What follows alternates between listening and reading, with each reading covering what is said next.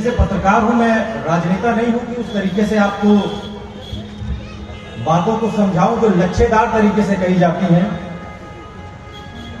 लेकिन इतना जरूर कहता हूं कि जो बात 150 साल पहले राष्ट्रमाता सावित्रीबाई फुले ने कही थी, शिक्षा को लेकर के, महिला समानता को लेकर के, महिलाओं के अधिकारों को लेकर के, महिला श्रम की समानता को लेकर के, आज अगर हुकूमत कहती है कि सबका साथ, सबका विश्वास और सबका विकास, तो इसकी परिकल्पना सावित्रीबाई फुले ने 150 साल पहले की। आज वो हमें कहते हैं कि अंबेडकर करने से मोक्ष मिल जाएगा। अरे हम कहते हैं कि मोक्ष हमें चाहिए ही नहीं, और आप जानते हैं तो बता दीजिए मोक्ष क्या है। हम कहते हैं अंबेडकर अंबेडकर अंबेडकर अंबेडकर अंबेडकर अंबेडकर अंबेडकर अंबेडकर और कहते हैं। ये ललकार नहीं है, ये हमारे अंतर्मन की आवाज है, जिसमें हर महिला, हर पुरुष को अपनी भागीदारी देनी होगी। और आज मैं देख रहा हूं कि जितनी संख्या पुरुषों की नहीं है, उससे ज्यादा महिलाओं की है। ये ताकत है राष्ट्रमाता सावित्रीबाई फुले की। शिक्षा शेरनी का दूध है, जो पिएगा वो दहाड़ेगा। ये बात सावित्रीबाई फुले राष्ट्रमाता ने 150 साल पहले समझी कि उनके बारे में बहुत ज्यादा मुझे बताने की जरूरत नहीं है। सोशल मीडिया का जमाना है, गूगल का जमाना है, आप गूगल करेंगे सब कुछ आपको पता चल जाएगा। लेकिन जो बात समझने की है वो ये है कि एजुकेशन बहुत जरूरी है। और मैं एक बात इसमें और जोड़ देता हूं, ये डिजिटल का जमाना है, इसलिए डिजिटली भी अपने आप को जोड़िए, वो आत्मबल लाइए, स्वावलंबी बनिए डिजिटली। और ये बहुत मुश्किल नहीं है।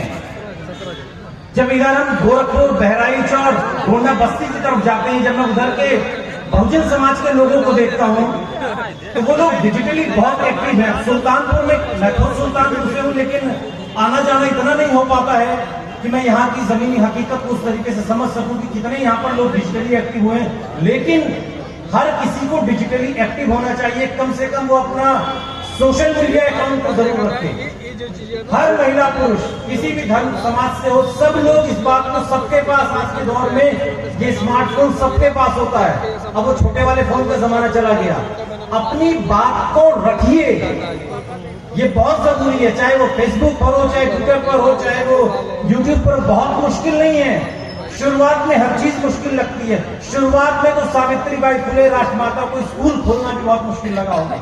2 कपड़े साड़ी लेकर जाती थी, उन पर पत्थर मार के, कीचड़ फेंक के गंदा कर दिया जाता था, दोबारा उसको जाकर बदल के पेपर।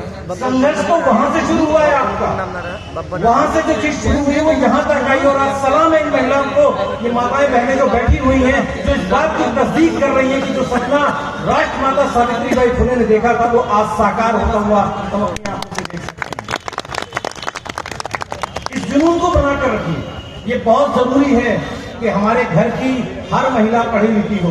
आज हम लोग जिस दौर में हैं, मेरी दादी अनपढ़ थी, उन्होंने कभी स्कूल वो नहीं गई, लेकिन मेरे दादाजी जितना वो समझ पाए मदरसों में जाकर के, या जो भी उनके पास व्यवस्था थी, वो किसान थे, उन्होंने अपने बच्चों को पढ़ाया। मेरे पिताजी दिल्ली में लेक्चरर होकर रिटायर हुए, मैं पेशे से पत्रकार हूं। धीरे धीरे इसी तरीके से परिवर्तन आता है। संविधान की परिकल्पना का आधार यही है। और आज अगर राष्ट्रमाता सावित्रीबाई फुले होती तो उनके सामने जो प्रश्न होता, वो प्रश्न उस 33% आरक्षण का होता, जिसको सदन में सिर्फ इसलिए अभी तक उस पर एक अलग तरीके का अमली जामा पहनाने की कोशिश हो रही कि कहीं आरक्षण न मांग लिया जाए।